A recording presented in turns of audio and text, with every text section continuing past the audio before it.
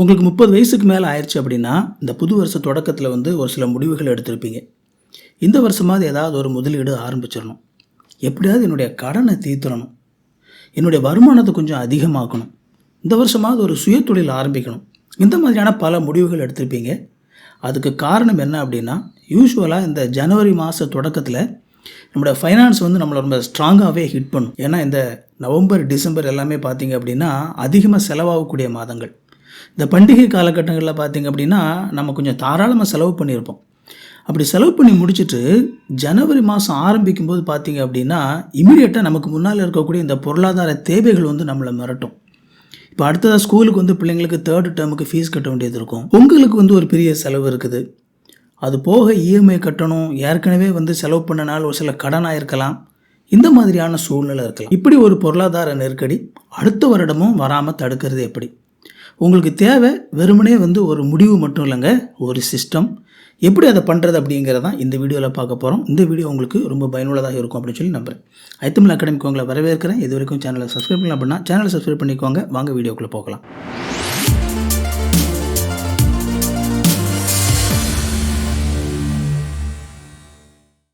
முதல்ல இந்த நிலைமை ஏன் வருது அப்படிங்கிறத புரிஞ்சுக்கலாம். எப்போவுமே நம்முடைய மூளை வந்து உடனடி சந்தோஷத்தை தான் அதிகமாக தேடும். அதுவும் ரொம்ப முக்கியமாக வந்து இந்த பண்டிகை காலகட்டங்கள் வரும் பொழுது அந்த நேரத்தில் மக்கள்கிட்ட வந்து நிறைய கையில் பணம் இருக்கும் அப்படிங்கிறனால கம்பெனிகளும் வந்து அதிகமாக அந்த பணத்தை வந்து பிடுங்கிறதுக்கு பிளான் பண்ணுவாங்க. அதாவது பயங்கரமான அட்வர்டைஸ்மெண்ட், பயங்கரமான தள்ளுபடிகள், இது எல்லாமே வந்து பார்த்திங்க அப்படின்னா இந்த காலகட்டத்தில் தான் கிடைக்கும். எதுக்காக இந்த காலகட்டத்தில் இது ரொம்ப அதிகமாக நடக்குது அப்படின்னா, இந்த காலகட்டத்தில் மக்கள் ரொம்ப அதிகமாக செலவு பண்ணுவாங்க அப்படிங்கிறனால தான். நீங்களும் அதுக்கு விதிவிலக்காக இருந்திருக்க மாட்டீங்க. அது மட்டும் இல்லாமல் நீங்கள் உங்கள் ஃபேமிலிக்குன்னு அதிகமாக செலவு பண்ணியிருப்பீங்க, உங்கள் ஃப்ரெண்ட்ஸ் கூட சேர்ந்து அவுட்டிங் எல்லாம் போயிருப்பீங்க. காசு கொஞ்சம் குறைஞ்சா கூட ஒரு சில நேரத்தில் தைரியமாக கிரெடிட் கார்டு எடுத்து கூட செலவு பண்ணியிருப்பீங்க. அடுத்த மாதம் பார்த்துக்கலாம்டா அப்படின்னு சொல்லி நினச்சிருப்பீங்க. ஆனால் அடுத்த மாதம் ஜனவரி வரும் பொழுது தான் ரியாலிட்டி வந்து ஹிட் பண்ணும். ஒரு விஷயத்தை நல்லா புரிஞ்சுக்கோங்க. இந்த ஃபினான்ஷியல் ஃப்ரீடம் அப்படிங்கிற விஷயத்தில் கவனமாக இருக்கிறவங்க எப்போவுமே வந்து இன்கம் வந்ததுக்கு அப்புறம் தான் செலவு பண்ணுவாங்க. ஆனால் இதில் கவனம் இல்லாமல் இருக்கக்கூடியவங்க எப்போவுமே வந்து அடுத்த மாதத்துக்கான பணத்தை இந்த மாத சந்தோஷத்துக்கே செலவு பண்ணிடுவாங்க. உங்களுக்கு மாத சம்பளம் வந்த உடனே நீங்கள் முதலீடு பண்ணுறீங்களா, செலவு பண்ணுறீங்களா, இல்லை கடனை அடைக்க ஆரம்பிக்கிறீங்களா அப்படிங்கிறது இந்த பொருளாதார விடுதலை பற்றின உங்களுடைய ஆட்டிடியூடை சுட்டி காட்டுது. ஒவ்வொரு வருஷமும் திரும்ப திரும்ப வந்துட்டு இருக்கக்கூடிய இந்த சைக்கிளை உடைக்கிறதுக்கு நமக்கு ஒரு சிஸ்டம் தேவை. அதை இப்போ பார்க்கலாம்.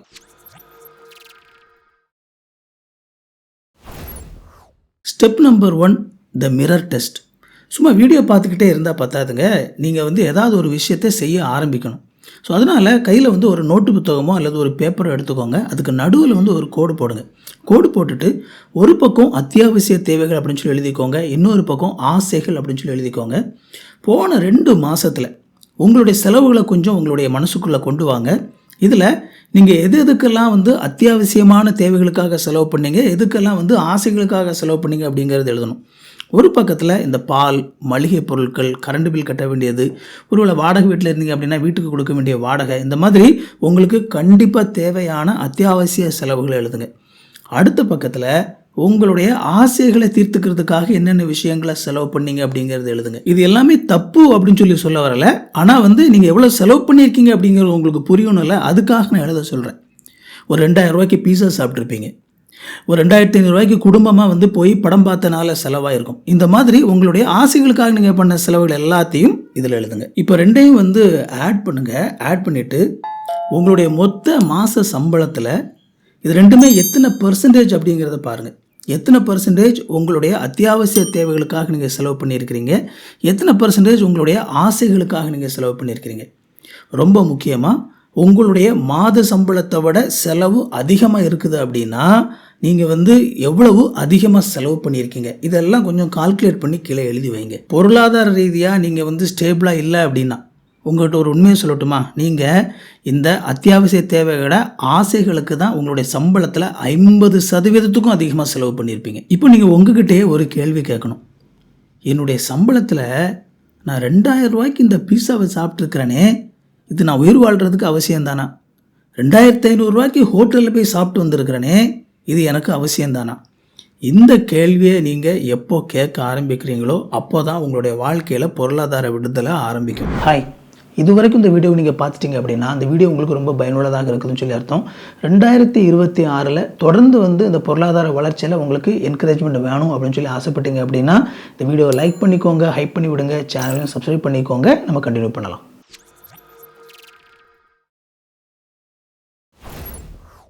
Step 2, break the credit card triangle.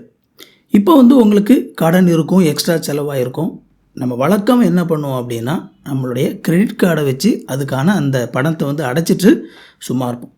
அப்படி இல்லை அப்படின்னா ஒரு சில பேர் இன்னும் என்ன பண்ணுவாங்க அப்படின்னா அவங்களுக்கு கிரெடிட் கார்டு மூலமாக நிறைய கடன் இருக்கும், அதை மொத்தமாக கட்டாமல் அந்த மாதத்துக்கான பணத்தை மட்டும் கட்டிக்கிட்டு சும்மா இருந்துருவாங்க. அப்பாடா இப்போதைக்கு பிரச்சனை தீர்ந்துருச்சு அப்படின்னு சொல்லி நீங்கள் நினைக்கலாம்.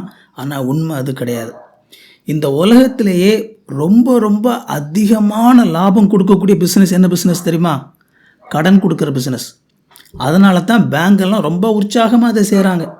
உங்கள்கிட்ட காலில் விழுந்து சார் கடன் வாங்கிக்கோங்க சார், உங்களுக்கு ரெடியாக கடன் இருக்குது சார், நீங்கள் லோன் வாங்கிக்கோங்க சார் அப்படின்னு சொல்லி ஃபோன் பண்ணி கேட்டு உங்களை கடன் வாங்க வைப்பாங்க. அதுக்கு காரணம் என்ன அப்படின்னா இந்த கடன் பிஸ்னஸில் தான் அவங்க எந்த ஒரு கஷ்டமுமே படாமல், எந்த ஒரு உடல் உழைப்புமே இல்லாமல் ரொம்ப ஈஸியாக 40-50% சிம்பிளாக லாபம் பார்க்க முடியும். நீங்கள் வந்து உங்களுடைய கிரெடிட் கார்டு பில்லை வந்து கவனமாக ஹேண்டில் பண்ணிட்டு இருக்கலாம். ஆனாலும் எப்போவுமே வந்து அதில் சின்ன ஒரு மிஸ்டேக் நடந்தாலும் உங்களுக்கு வந்து அதில் அதிகமான வட்டி போட்டு உங்கள்கிட்ட இருந்து காசை பிடுங்கக்கூடிய சூழ்நிலை உண்டாகும்.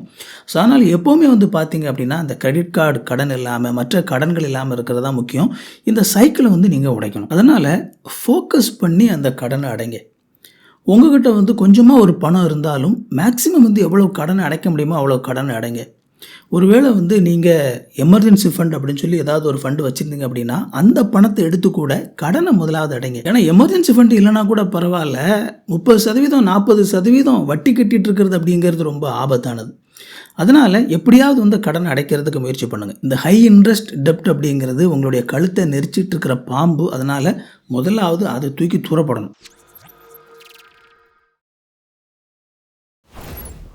21 டே ஃபினான்ஷியல் ஃபாஸ்டிங். இப்போ ஒரு சில பேர் உங்கள் மனசில் என்ன புலம்பிட்டு இருப்பீங்க தெரியுமா? சார் இந்த கடனை அடைக்கிறதுக்கு கூட காசு இல்லை சார், நான் எப்படி அடைக்கிறதுன்னு சொல்லி தடுமாறிட்டு இருக்கேன், என்ன செய்கிறதுன்னு எனக்கு தெரியலன்னு சொல்லி யோசிச்சுட்டு இருக்கலாம். இந்த இடத்துல தான் நிதி விரதம் அப்படிங்கிற ஒரு விஷயத்தை நீங்கள் செய்யணும். ஏன்னா நீங்கள் ஒரு இக்கட்டான சூழ்நிலையில் இருக்கிறீங்க. நிதி விஷயத்தை பொறுத்த வரைக்கும் அடுத்த ஒரு சில மாதங்களுக்கு நீங்கள் ஒரு துறவி மாதிரி வாழ போகிறீங்க. ஒரே ஒரு ரூல் தாங்க, இந்த ஒன்றை நீங்கள் கரெக்டாக ஃபாலோ பண்ணிட்டீங்க அப்படின்னா உங்களால் இதில் சக்ஸஸ் ஆக முடியும். தேவையில்லாத எந்த ஒரு செலவும் பண்ணாதீங்க.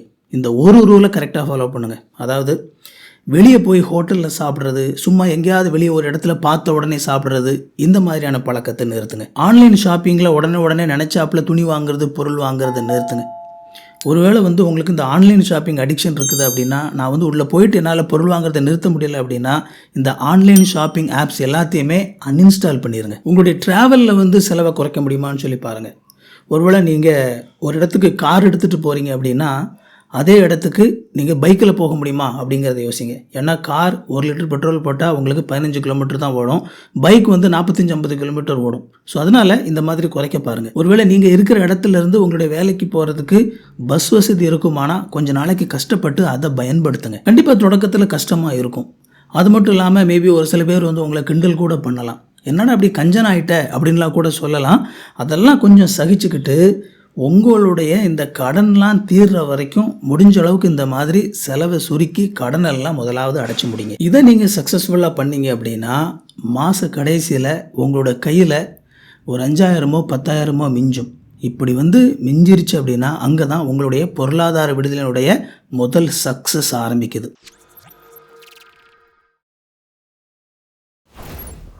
Step 4, start and investment. இந்த மாதிரி கடனெல்லாம் கொடுத்து முடித்த உடனே உங்களுக்கு ஒரு மிகப்பெரிய ரிலீஃப் வரும். ஆனால் உங்களையும் அறியாமல் உங்களுடைய வாழ்க்கையில் உங்களுக்கு ஒரு விஷயம் கிடைச்சிருக்கும். அது என்ன தெரியுமா? Financial discipline. ஸோ இந்த ஃபினான்ஷியல் டிசிப்ளினை அப்படியே கட்டியாக பிடிச்சிக்கோங்க. நம்ம தான் கடனெல்லாம் கொடுத்து முடிச்சிட்டோம்ல, இனிமேல் ஃப்ரீ ஆகிட்டோம்டா, இனிமேல் நம்ம செலவு பண்ணலாம் ஜாலியாக அப்படின்னு சொல்லி நீங்கள் திரும்பவும் செலவு பண்ண ஆரம்பிச்சிங்க அப்படின்னா திரும்பவும் அதே பழைய ட்ராப்புக்குள்ளே நீங்கள் சிக்கிக்குவீங்க. ஸோ நீங்கள் வந்து ஒரு இன்வெஸ்ட்மெண்ட்டை வந்து ஸ்டார்ட் பண்ணணும். இது ரொம்ப ரொம்ப முக்கியமானது. குறைஞ்சபட்சம் ஒரு எஸ்ஐபியாவது ஸ்டார்ட் பண்ணுங்கள். மார்க்கெட் வந்து இப்போ ஏறி இறங்கிக்கிட்டு இருக்குது. ஒரு சில பேர் வந்து இந்த எஸ்ஐபியில் போட்டால் நல்லாயிருக்கும், அந்த எஸ்ஐபியில் போட்டால் நல்லாயிருக்கும் அப்படின்லாம் நிறைய விஷயங்கள் பேசுவாங்க. அதெல்லாம் இருக்கட்டும். அதெல்லாம் வந்து அட்வான்ஸாக இன்வெஸ்ட் பண்ணிகிட்டு இருக்கிறவங்களுக்கு, பேசிக்காக இன்வெஸ்ட் பண்ணணும்னு சொல்லி ஆரம்பிக்கக்கூடிய ஒரு நபர்களுக்கு நான் சிம்பிளாக கொடுக்கக்கூடிய ஒரே ஒரு அட்வைஸ் என்ன அப்படின்னா, ஏதாவது ஒரு இண்டெக்ஸ் ஃபண்டில் போடுங்க. ரொம்ப முக்கியமாக அந்த நிஃப்டி 50, நிஃப்டி 100 இந்த மாதிரியான ஏதாவது ஒரு ஃபண்டு நல்லா ஹேண்டில் பண்ணிகிட்டு இருக்கக்கூடிய ஏதாவது ஒரு கம்பெனியில் நீங்கள் பேசாமல் ஒரு அமௌண்ட்டை போட்டு வச்சுட்டு சும்மா இருந்தால் கூட உங்களுக்கு வந்து அது ஓவர் த டைம் வந்து நல்ல ஒரு லாபத்தை கொடுக்கும். ரொம்ப முக்கியமாக வந்து ஆட்டோமேட் பண்ணுங்கள். அதாவது மாதம் இப்போ வந்து உங்களுக்கு எவ்வளோ மிச்சம் வரும் அப்படிங்கிறது தெரிஞ்சு போச்சு. அதனால் வந்து அதில் ஒரு அமௌண்ட் வந்து உங்களுக்கு சம்பளம் வந்த உடனே ஆட்டோமேட்டிக்காக அதிலிருந்து இந்த எஸ்ஐபிக்கு போகிற மாதிரி அதை ஆட்டோமேட் பண்ணி விட்டுருங்க. ஸோ அதனால் ஒவ்வொரு மாதமும் ஒரு குறிப்பிட்ட நாளில் நீங்கள் தான் வந்து அந்த பணத்தை எடுத்து அதில் போடணும் அப்படிங்கிற அந்த சூழ்நிலை மாறிடும். ஏன்னா அந்த மாதிரி நீங்கள் போடணும்னு நினச்சிங்க அப்படின்னா அதுக்குமே கூட வந்து பார்த்தீங்க அப்படின்னா ஒரு ஸ்ட்ராங் எஃபர்ட் உங்கள் சைட்லேருந்து தேவைப்படும்.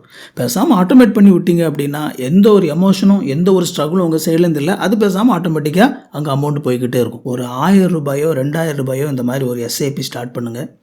உங்களுக்கு தொடக்கத்தில் வந்து இது ஒரு பெரிய ஒரு விஷயமாகவே தெரியாது. நீங்கள் உள்ளே போய் பார்த்தா கூட உங்களுக்கு பெருசாக லாபம் கிடைக்கிற மாதிரிலாம் தெரியாது. உங்கள் கண்ணுக்கு அது தெரியவே செய்யாது. ஆனால் compounding power is a magic. ஒரு 15 வருஷமோ 20 வருஷத்துக்கு அப்புறமோ அதில் வந்து எவ்வளோ அமௌண்ட்டு சேர்ந்துருக்குது அப்படிங்கிறது நீங்கள் பார்க்கும்போது உண்மையிலேயே அந்த நேரத்தில் நீங்கள் இதை நினச்சி சார் உங்களை கையெடுத்து கும்பிடுறேன் அப்படின்னு சொல்லுவீங்க. அந்த அளவுக்கு வந்து உங்களுக்கு இது வந்து லாபத்தை பணத்தை சம்பாதிச்சு கொடுத்துருக்கும். ஸோ தயவு செய்து குறைஞ்சபட்சம் ஒரு நிஃப்டி 50 இண்டெக்ஸ் ஃபண்டில் எஸ்ஐபியாவது ஸ்டார்ட் பண்ணுங்கள். 2025 பண்ண தப்ப 2026 பண்ணாதீங்க. ஒரு ஆக்ஷன் ஸ்டெப் எடுங்க. தொடக்கத்தில் கஷ்டமாக தான் இருக்கும். ஒரு சில மாதங்கள் உங்களுக்கு ஸ்ட்ரகிளிங் இருக்கலாம். ஆனால் நீங்கள் இதை மட்டும் ஸ்டார்ட் பண்ணிங்க அப்படின்னா இந்த 2026 முடியும் போது உங்களுடைய பேங்க் அக்கௌண்ட்டில் ஒரு 1 லட்சமோ 2 லட்சமோ பணம் இருக்கும். அதை பார்க்கும்போது உங்களுடைய மனசுக்கு ஒரு சந்தோஷம் இருக்கும். ஸோ அதை பழகிக்கிட்டீங்க அப்படின்னா ஒவ்வொரு வருஷமும் அந்த காம்பவுண்டிங்னால் உங்களுடைய ஃபினான்ஷியல் கண்டிஷன் கொஞ்சம் கொஞ்சமாக இம்ப்ரூவ் ஆகிறத உங்களால் பார்க்க முடியும். நீங்கள் எஸ்ஐபி ஸ்டார்ட் பண்ணணும் அப்படின்னா நீங்கள் நம்ம மூலமாகவே பண்ண முடியும். ஸோ நானே அதை உங்களுக்கு வந்து பண்ணி கொடுப்பேன். இப்போ கம்பெனியில் ஒரு சின்ன ப்ராசஸில் இருக்கிறனால கொஞ்சம் தாமதமாகலாம். ஆனால் கண்டிப்பாக உங்களுக்கு வந்து என்னால் ஹெல்ப் பண்ண முடியும். ஸோ என்னை காண்டாக்ட் பண்ணலாம். டீட்டெயில்ஸ் ஸ்க்ரீன்லேயும் இருக்குது, டிஸ்கிரிப்ஷன்லேயும் இருக்குது. பணம் தரும் நிம்மதி அப்படின்னு சொல்லி 99 ரூபாய்க்கு ஒரு சின்ன மின் புத்தகம். உங்களுக்கு வந்து இன்வெஸ்ட் பண்ணுறதுக்கு வந்து தயக்கமாக இருக்குது அப்படின்னா அந்த புத்தகத்தை வாங்கி வாசிங்க. அதை வாசித்து முடிக்கும்போது உங்களுக்கு இன்வெஸ்ட் பண்ணணும் அப்படிங்கிற மிக உறுதியான ஒரு முடிவு இருக்கும். ஃபைனான்ஸ் ரிலேட்டடாக உங்களுக்கு வந்து அட்வைஸ் வேணும் அப்படின்னு சொல்லி ஆசைப்பட்டீங்க அப்படின்னா, கவுன்சிலிங் வேணும்னு சொல்லி ஆசைப்பட்டீங்க அப்படின்னா நீங்கள் வந்து அப்பாயின்மெண்ட் புக் பண்ண முடியும். அதுக்கான லிங்கும் டிஸ்கிரிப்ஷனில் கொடுத்துருக்கிறேன். கான்டாக்ட் பண்ணலாம். இந்த வீடியோ உங்களுக்கு ரொம்ப பயனுள்ளதாக இருந்திருக்கும் அப்படின்னு சொல்லி நினைக்கிறேன். உங்கள் நண்பர்கள் உறவினர்களுக்கு இந்த வீடியோ பயனுள்ளதாக இருக்கும்னு நினச்சிங்க அப்படின்னா அவங்களுக்கு இந்த வீடியோவை ஷேர் பண்ணி விடுங்க. உங்களோட சந்தேகங்களை கமெண்ட்டில் கேளுங்க, நான் உங்களுக்கு பதில் சொல்கிறேன். இந்த வீடியோவை லைக் பண்ணிக்கோங்க, ஹைப் பண்ணி விடுங்க. இது வரைக்கும் சேனலை சப்ஸ்கிரைப் பண்ணல சேனலை சப்ஸ்கிரைப் பண்ணிக்கோங்க. உங்களுக்கு நோட்டிஃபிகேஷன் வேணும்னு நினச்சிங்க அப்படின்னா அந்த பெல் பட்டனை கிளிக் பண்ணிக்கோங்க. இன்னொரு சூப்பரான வீடியோவில் சந்திப்போம் friends. Thank you. God bless you.